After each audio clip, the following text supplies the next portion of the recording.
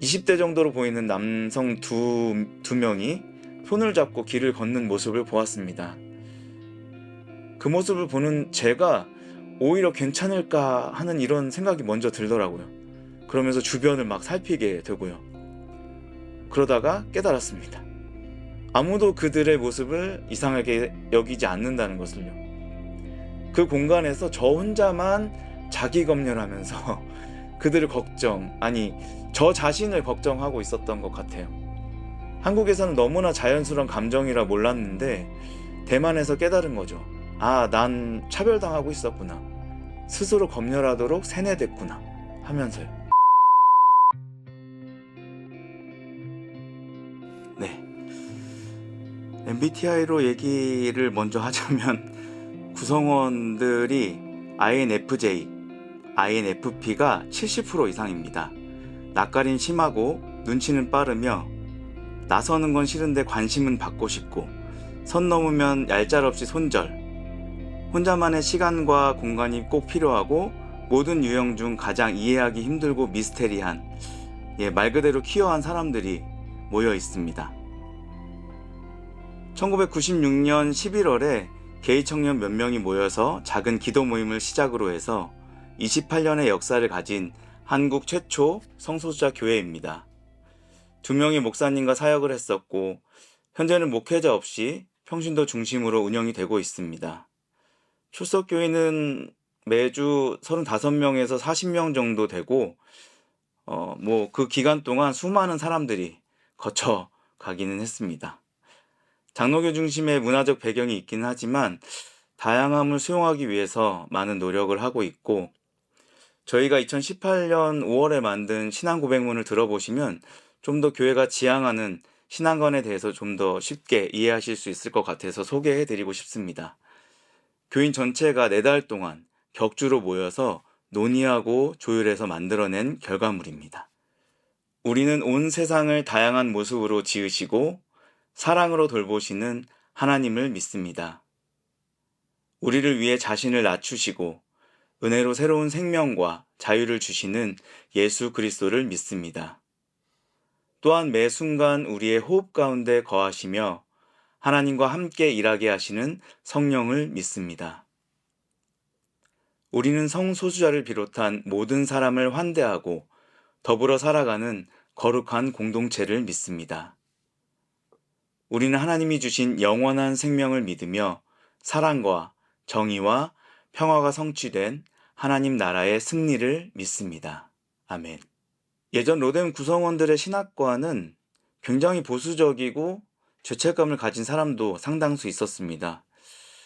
그래서 대체적인 분위기가 동성애가 죄인지 아닌지가 중요한 게 아니라 중요한 것은 우리가 하나님과 관계를 잘 맺고 있느냐, 신앙생활을 잘 하고 있느냐에 중점으로 생각하게끔 하면서 실제적인 부분에 대해서는 회피하는 방식으로 구현이 됐습니다.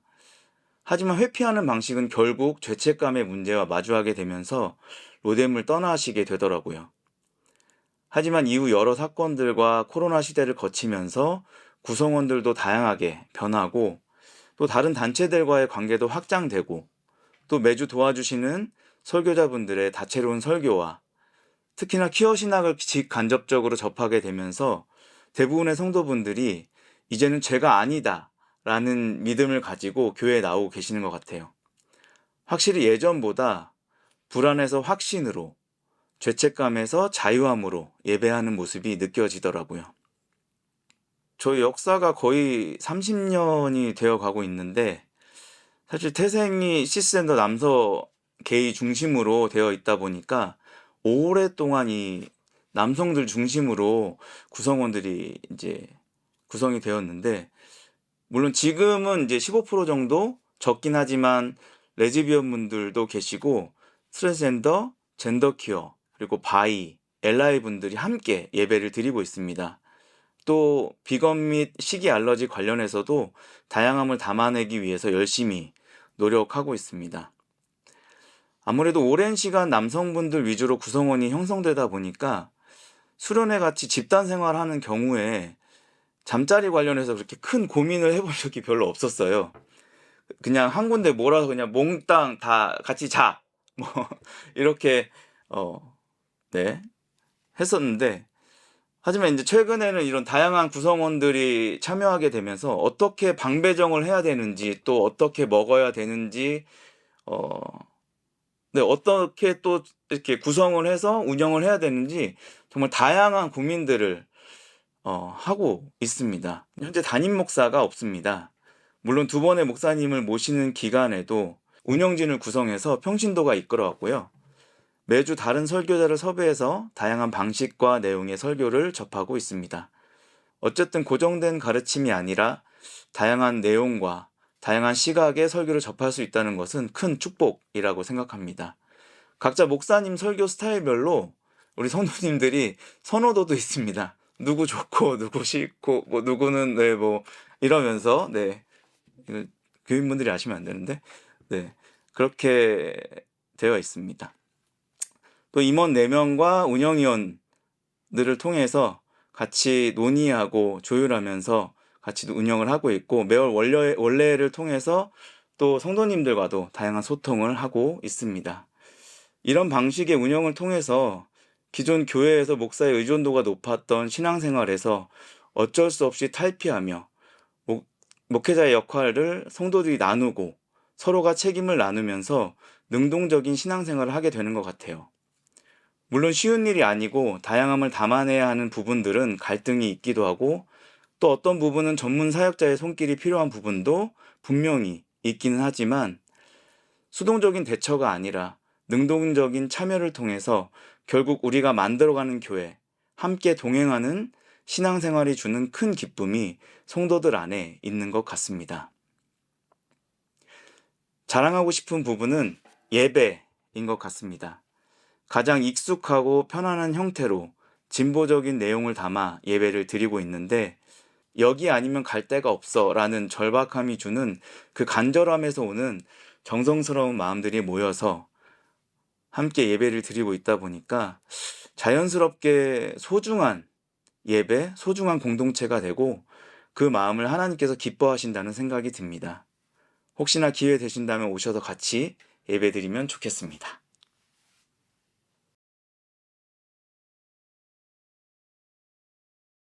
퀴어문화 축제는 교회 일로 참여를 시작했는데요. 저의 첫 번째 축제 참여는 2012년도 청계 한빛 광장이었습니다. 그때는 막 그 반동성애 혐오 운동이 시작하기 전이어서 정말 평화롭고 아름다운 행사였고요. 지금처럼 규모도 크지가 않았어요. 그 지난달 있었던 축제 규모의 한 10분의 1 정도였으니까 정말 이렇게 작고 귀엽고 아름다운 그런 축제였던 것 같습니다. 하지만 신촌 퀴어문화 축제를 기점으로 해서 반동성애 진영의 방해 운동이 점점 커졌고, 오히려 이제는 그들과 동고동락하면서 함께 축제를 열어가는 형국이 되었죠. 뉴스앤조이에서 만든 다큐를 한번 보시면 그 흐름이 확 보이실 건데, 제목이 퀴어문화 축제 방해 잔혹사입니다. 책도 나온 걸로 알고 있고요. 그런 어수선한 분위기 속에서도 퀴어들의 잔치인 이 행사는 계속 확대돼서 매회 최대 규모와 참여자를 갱신하고 있고, 이러한 행사가 자리 잡아감에 따라서 또 많은 퀴어들이 용기를 내서 세상 밖으로 나올 수 있는 계기를 제공하고 있습니다. 하지만 1회 인천 퀴어문화 축제처럼 아픔과 상처의 순간으로 기억되는 행사도 있었고요. 그런데 정말 아이러니하게도 그 반대하는 세력이 대부분 기독교라는 것입니다. 그리고 퀴어 크리스찬인 저와 로뎀은 그 반대편에 있고요. 우픈 현실이기도 한 것 같습니다. 이제는 좀 익숙해졌지만 초반에 부스 행사 할 때는 의아해하는 사람들이 많았어요. 반대편이든 우리 편이든 교회가 왜 여기 있어? 하는 그런 의문. 그렇지만 애쓰는 사람들의 많은 노력으로 인해서 축제의 한 부분이 된 것 같아서 이제는 감사하고 있습니다. 다양한 지역 축제 자리에서 축복식을 진행하고, 또 엄청 핫했던 무지개수 트럭 행진도 있었고요. 새로운 단체들의 등장으로 좀 더 다양한 활동들도 보여주고, 해마다 많은 퀴어 크리스찬 및 LI 분들이 함께 해주셔서 하나님은 퀴어들을 사랑하신다는 메시지를 계속 전하고 있기 때문에 그래도 퀴어 활동 내부에서는 기독교에 대한 인식이 변화하고 있는 것 같습니다. 그에 비해 혐오 세력들은 어떻게든 트집 잡아서 저희를 괴롭히려고 하는 중인 것 같아요. 이동원 목사님 출교 사건도 그렇고, 또 이번에 옥합교회 엄기범 목사님 사건도 그렇고, 또 지난주 감리교에서 서울키퍼 축복식에 참여한 목회자들을 단체로 기소한다는 내용으로 발표를 하기도 했습니다. 차라리 잘된 일인 것 같기도 해요. 소수로 저항할 때는 힘없이 당했지만 집단으로 대치되기 시작하면 분명 조용히 자리를 지키던 분들도 같이 일어날 테고 결국 연합의 결과가 나올지도 모르잖아요. 촛불 집회처럼. 그렇게 퀴어 문화 축제는 점점 이제 모든 사람들의 그런 마음들과 다짐을 이끌어내는 그런 좋은 행사니까 여러분들도 많은 참여 부탁드리겠습니다.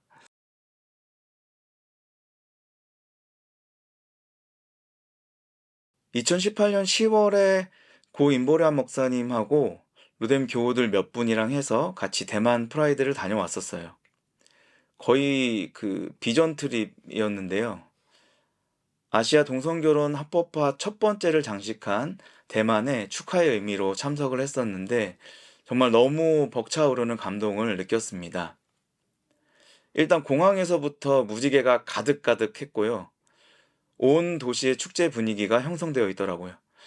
다 같이 전야제 행진으로 트랜스젠더 행진도 참여하고 퀴퍼 당일에도 부스 행사 및 행진도 참여를 했었습니다. 그날은 그 휴대폰을 켜서 구글 맵을 검색을 하면 구글 맵에 그 무지개색으로 행진 루트가 자동으로 이렇게 뜨더라고요. 그렇게 걷다 보니까 엄청 무료하고 지친다는 느낌을 받았는데 생각해 보니까 혐오 세력들이 없어서 그랬던 것 같아요. 아무래도 전투력이 생기지 않는 뭐 그런 느낌이라고 할까요? 평화로운 분위기가 처음이라서 그런지 뭔가 이렇게 싱거운 느낌이 좀 들었거든요. 혐오 세력들의 그 북치고 장구치고 막 이렇게 욕하는 소리들이 어쩌면 저희들의 그 전투력 상승 효과가 있었던 걸 수도 있겠다 하는 생각도 듭니다. 결국에는 그 행진 루트가 8시간 정도 걸렸거든요. 그때 진짜 정말 길어가지고 저희가 중간에 이 행진을 다 하기는 너무 어렵다고 판단해서 1시간 딱 걷고 중도 이탈해서 저희 맥주랑 피자 먹고 쉬다가 꼬린 지점에 미리 가서 이렇게 들어오시는 분들 축하해 주는 걸로 마무리를 잘 했습니다. 그리고 그 다음날 일요일에는 이제 저희 로뎀과 같은 성소수자 교회인 동광교회를 방문할 수 있는 기회가 있어서 같이 예배를 드리고 특송도 하고 하면서 교제를 나누었습니다.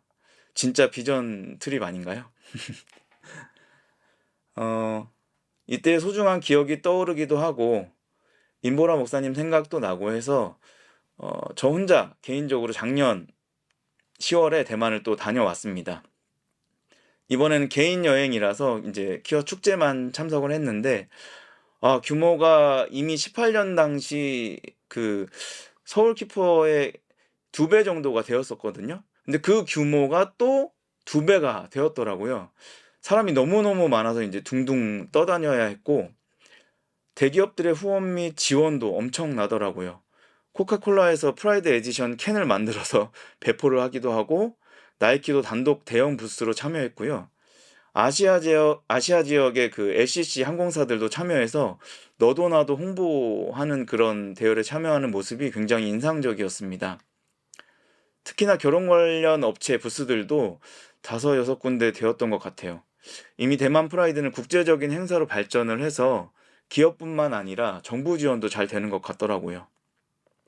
아무래도 그 기간에 움직이는 그 어마어마한 경제 규모가 그냥 민간인 눈에도 보일 정도니까요.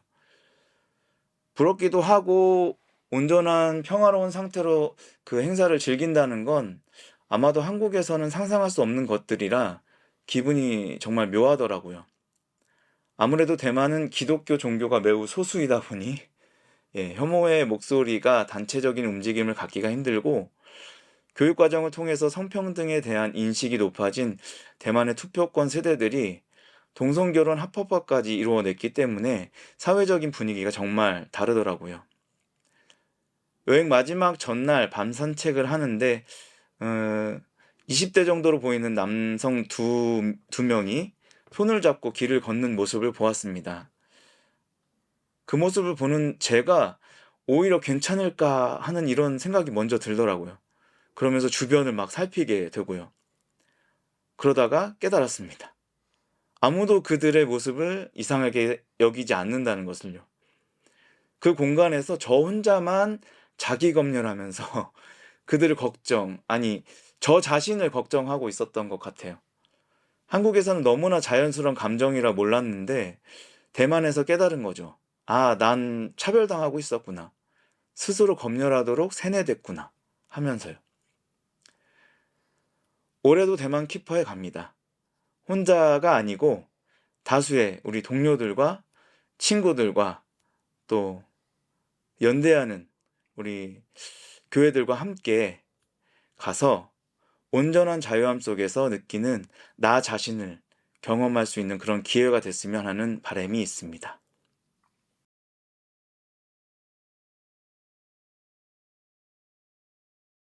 네.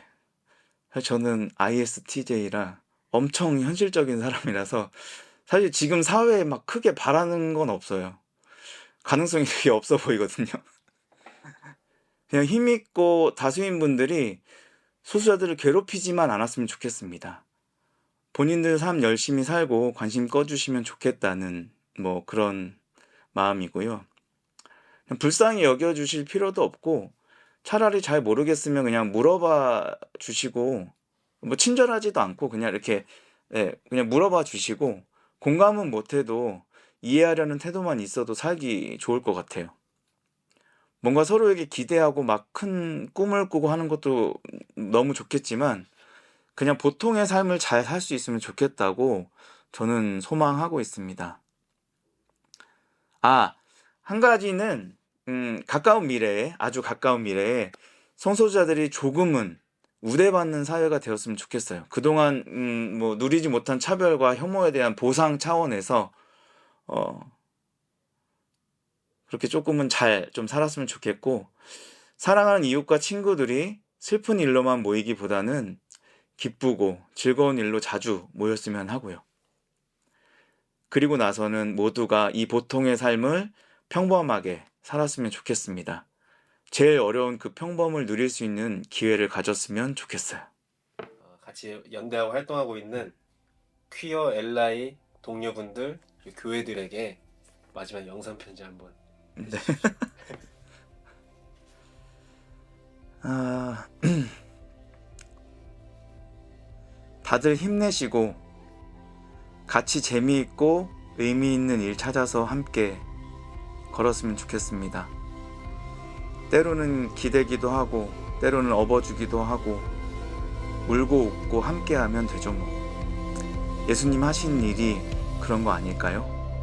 네. 샬롬.